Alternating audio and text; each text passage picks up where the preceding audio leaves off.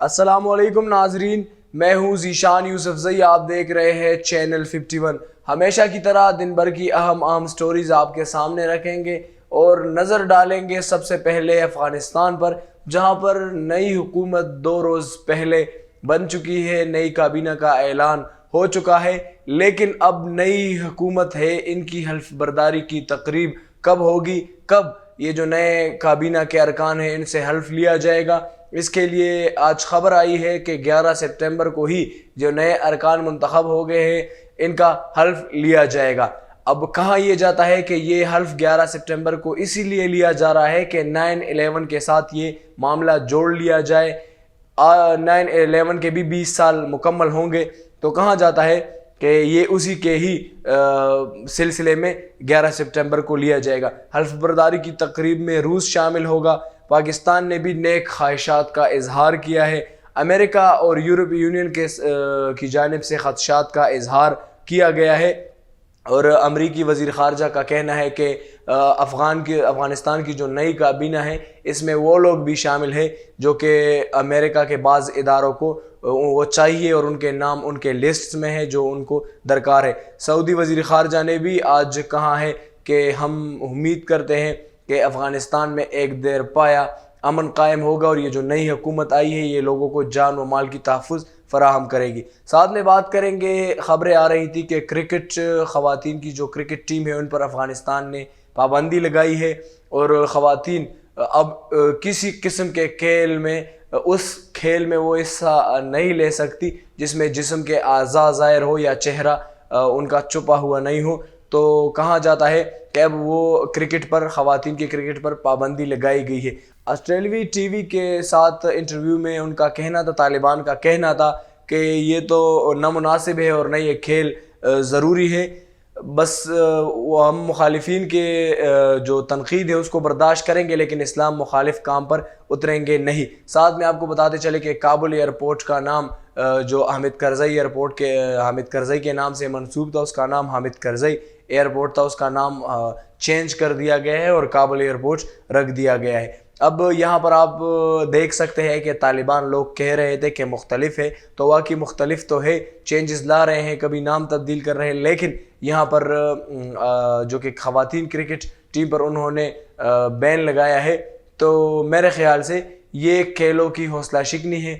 بہرحال ان کا اپنا ملک ہے، اندرونی معاملات ہے، جس طرح وہ بہتر سمجھتے ہیں اسی طرح ہی وہ کرتے ہیں۔ ساتھ میں بات کریں گے کہ پاکستان نے ہر موڑ پر، ہر لمحے پر افغانستان کا ساتھ دیا ہے، چاہے وہ جب بھی ہو، جنگ کا مرحلہ ہو اور مہاجرین کو سنبھالنا ہو، مہاجرین کو امداد دینی ہو، مہاجرین کو ایڈجسٹ کرنا ہو، افغانستان کے امن کے لیے بھاگ دوڑ ہو، پاکستان نے ہر لمحے پر، ہر وقت پر اپنا بھرپور کردار ادا کیا ہے۔ آج بھی وزیر اعظم عمران خان کی جانب سے ان کی ہدایت پر C-130 کا طیارہ افغانستان میں امدادی سامان لے کر پہنچ گیا ہے۔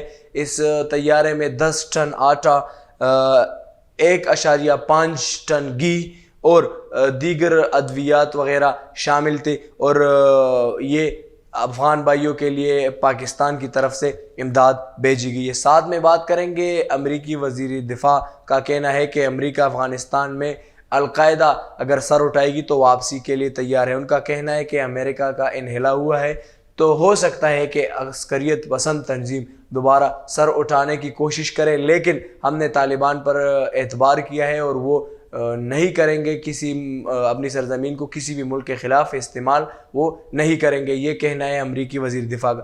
ساتھ میں بات کریں گے army chief general Qamar Javed Bajwa کے حوالے سے، جنہوں نے آج CIA کے ڈائریکٹر جنرل ولیم جوزف سے ملاقات کی ہے۔ ملاقات میں باہمی تعلق اور افغانستان کے حوالے سے بات چیت کی ہے۔ ان کا کہنا ہے آرمی چیف کا کہ پاکستان خطے میں امن چاہتا ہے اور ہم نے امن کے لیے قربانیاں دی ہے، امن کے لیے کام بھی کیا ہے، اور افغانستان میں بھی ہم دیرپا امن چاہتے ہیں۔ انہوں نے جو ولیم جوزف ہے پاکستان کے کردار کو سراہا ہے اور تعریف کی ہے، اور یہ ان لوگوں کی عادت ہے جب ان کو ہماری ضرورت ہوتی ہے تو یہ تعریف کرتے ہیں۔ اس موقع پر جنرل فیض حمید بھی موجود تھے۔ اب میں آپ کو ناظرین ایک بات بتاتا چلوں کہ گزشتہ دنوں شیخ رشید نے ایک بات کی تھی کہ ورلڈ پالیٹکس کا جو سارا میدان ہے وہ یہی خطہ بننے جا رہا ہے۔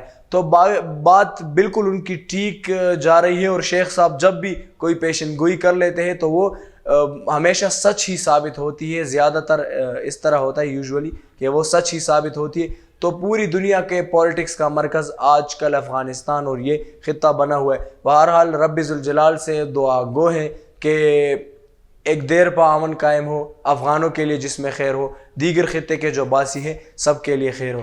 بات کریں گے بلاول بھٹو زرداری کے حوالے سے۔ پاکستان پیپلز پارٹی کے چیئرمین بلاول بھٹو زرداری کا کہنا ہے، انہوں نے مسلم لیگ کو تنقید کا نشانہ بنایا ہے اور کہنا ہے کہ مسلم لیگ دغلی پالیسی اپنی چھوڑ دے، یا تو اعلان کر دے کہ ہم اپوزیشن ہیں اور یا کہہ دے کہ ہم حکومت کے اعلی کار ہیں۔ عمران خان پر بھی انہوں نے تنقید کی ہے کہ سارے وعدے آپ کے جھوٹے نکلے، کوئی وعدہ آپ نے وفا نہیں کیا۔ یہ باتیں تو سارے ان کی سچ ہے، اور مسلم لیگ کے حوالے سے بھی انہوں نے تنقید کی ہے، لیکن اپنے بارے میں اس کا انہوں نے کچھ نہیں کہا کہ ہم نے سندھ کے ساتھ کیا کیا، اسپیشلی سندھ کے ایجوکیشن کے ساتھ ہم نے کیا کھلواڑ کیا۔ ساتھ میں انہوں نے کہا ہے کہ آئندہ دور حکومت پیپلز پارٹی کی ہی ہوگی، تو اللہ کرے جس کی بھی حکومت ہوگی اس میں پاکستان کے لیے بھلائی ہو۔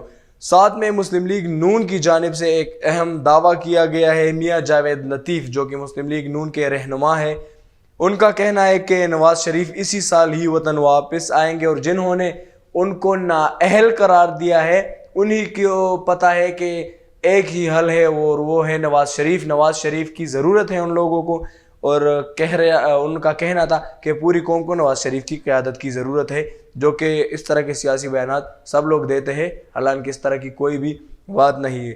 گزشتہ 24 گھنٹوں پر نظر ڈالیں گے اور عالمی وبا کے حوالے سے بات چیت کریں گے۔ آپ کو بتاتے چلے کہ گزشتہ 24 گھنٹوں کے دوران 4062 نئے کیسز سامنے آئی ہے، 84 نئی اموات ہو چکی ہے، اور 6.43 مثبت کیسز کی شرح ہے۔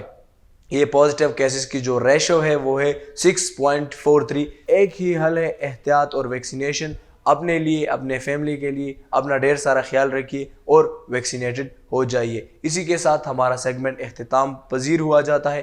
مزید خبروں اور اپڈیٹس کے لیے سبسکرائب کیجیے چینل 51۔ اجازت دیجیے، اللہ حافظ۔